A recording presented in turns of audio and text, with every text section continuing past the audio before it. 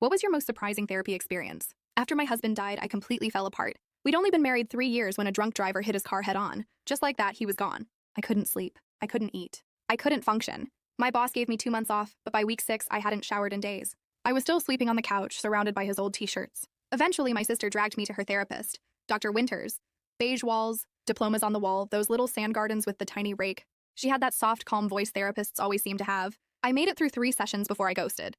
It just didn't feel real. I didn't want a worksheet. I wanted my husband back. About 6 months later, I was still lost. One night at 2 a.m., I ended up in a 24-hour diner, staring at a plate of cold pancakes.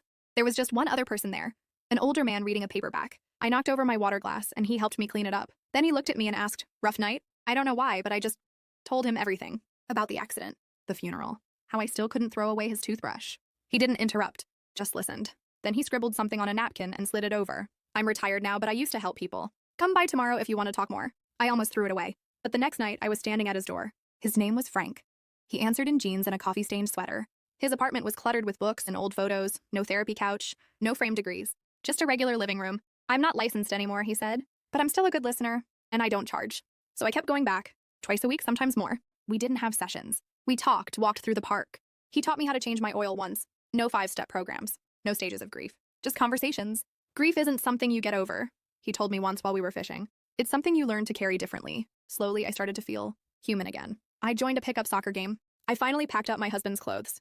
I even laughed at a dumb rom-com one night, then felt awful for it. "Sarah would be pissed if she knew you weren't laughing," Frank said. "The dead don't want our misery as tribute." One night, I came by and found him flipping through old photo albums. He looked distant, so I asked if he was okay. "Anniversary," he said, pointing to a photo of a smiling young woman. "My daughter would have been 43 today." I was stunned. His daughter had died? "Cancer," he said softly. "She was 23, just graduated college."